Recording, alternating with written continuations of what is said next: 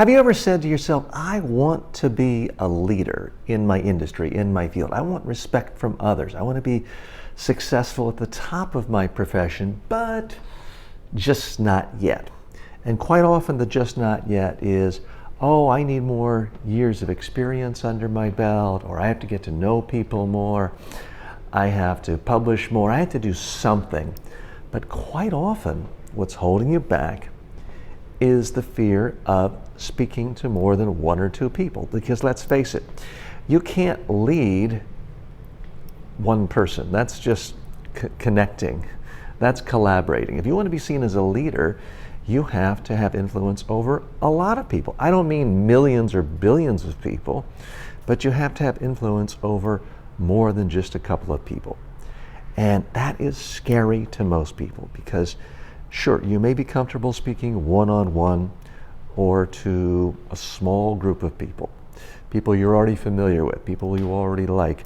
But if you have to stand up and speak to a larger group of people than you're used to, quite often that creates fear, that creates panic. I hear all the time from executives who tell me, TJ, I'm great one-on-one, small groups, but I have to stand up and speak in front of 30 or 300. Or go on that webinar where I know there are 100 people watching. That's when I freeze up, I panic, I get nervous, my palms start sweating. I forget what I'm going to say. I get nervous, I just want to run. Well, that is completely normal. As human beings, we're programmed to fear being separated from the herd. Evolutionary biologists believe it's a defense mechanism to protect us so we don't get slaughtered or a saber-toothed tiger eats us. The problem is, in the modern world, if you continue to say no to speaking opportunities, presentation opportunities, keynote speeches, webinar opportunities, opportunities to pitch in front of larger groups of prospects, no one will know you, and you will have shut down your ability to really communicate to people and to be seen as a leader. So you're shutting down a lot of avenues that could lead to leadership. So what is the solution? Because there is a solution, and anyone who really becomes a successful leader has figured it out. And by the way, I work with presidents of countries, prime ministers, Nobel Peace Prize winners. Everybody is afraid of public speaking at some point in their career. And some are throughout their career, but they figure out a way of dealing with it so they can still accomplish what they want. They can still lead people, and you have to lead by communicating, by speaking. You can't just send a memo and be a leader. You can't just write a book and be a leader these days. You have to speak out to people, and increasingly that means speeches, webinars, YouTube videos, being a guest on podcasts, hosting your own podcast. There's so many opportunities for speaking. You don't necessarily have to do all of them, but you've got to do some of them. So here's the big problem by the way, I'm TJ Walker. Thanks for joining me. This channel is devoted to helping people become leaders by mastering communication skills, especially if they have average and above average speaking skills already, how to truly master their presentation skills so they are great at every single presentation opportunity in their career. That's what this channel's about. So that sounds like something that you can relate to. Please like this video, click the bell for notifications, please subscribe. I think you'll get a lot out of it. So what's the solution to this? The solution is, in fact, don't think. People say, I can't think when I'm in front of a larger group. You don't have to think. Do the thinking in advance. It's highly overrated to be able to think on your feet. People ask me all the time, TJ, teach me to think on my feet. Why? Do your thinking in advance. A few simple tricks will make you seem like the most outstanding speaker, presenter, leader most people will see at any conference, and here it is. Figure out what you want people to do and then narrow it down to just a handful of ideas, maybe 3 ideas. Then come up with an example and a story for each one. Then, here's the part you're not going to like. It's not sexy or glamorous, but you need to practice it on video. I'm just doing this in front of my cell phone. No reason you can't do that too. Practice it on video and look at it. Figure out, what do you like? What do you not like? Chances are you might not like your voice. You might not like what's happening to your hairline or wrinkles. Guess what? Nobody else cares. You need to keep practicing until you're convinced, not that you're perfect, but that you're coming across the best you can. Comfortable, relaxed. I know I don't look perfect now. I'm getting wrinkles here and here and here. It's not that I'm perfect, but I'm completely comfortable with how I'm coming across.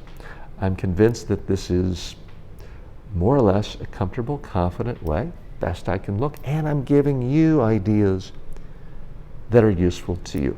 That's what makes me relaxed. You can do exactly the same thing. Keep doing it. Now, you may be able to do it in 60 seconds. Might take 8 hours. Guess what? That is the price of leadership. Steve Jobs didn't care how long it took. He would spend an entire week rehearsing his big presentations when unveiling things like the iPad and the iPhone and all the other great gadgets he's given us. So practice. That way, when you have the chance to stand up and speak and assert your leadership to people, it doesn't really matter if you're nervous. You're not having to think on your feet. You're just essentially going through the motions at that point. I don't mean memorizing. I do mean you're talking, saying things that you've already said before. In the same way, if someone asks you, what do you do for a living? Or where are you from? Or what sports do you like? You don't have to stop and think, No, you've already said it a gazillion times, so it just comes out. It's not that you're saying it word for word the same way, but you're comfortable saying it. Let me give you another little tip when it comes to really coming across comfortable and confident when you're in front of larger groups. And I almost am embarrassed telling you because it's so simple and easy, and yet it's perceived as hard. The trick is walk. Now, I'm walking around here. You might find it distracting. But when you're in front of a larger group, what most people do is they get behind a lectern and they grab it for your dear life like it's protection. And the problem is you look scared. You do not look like a leader. That's why when you see great professional keynote speakers at a conference, they're always walking around the stage. It makes them more interesting to look at. It makes them appear so much more confident and comfortable. Here's the thing. Any 2-year-old can walk and talk at the same time.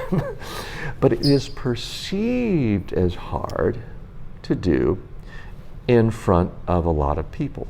And it is associated with leadership. So that's something you can do right off the bat, is simply walk around when you're speaking to people, when you're in front of a large group on a stage. You don't have to, but it's a very easy way to get a lot of credit and get perceived as a leader. Now, you can do all of this on your own. You don't need me. You just need to practice with your own cell phone. Practice alone is my recommendation. Now, some people want to learn faster.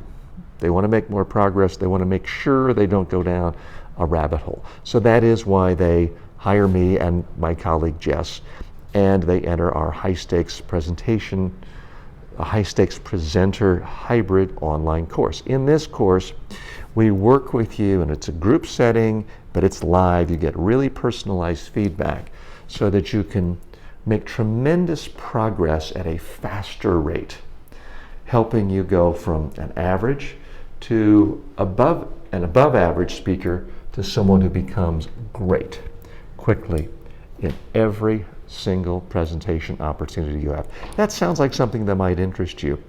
Then click the link below and set up a time to speak with us. We'd love to chat. Thanks. See you next time.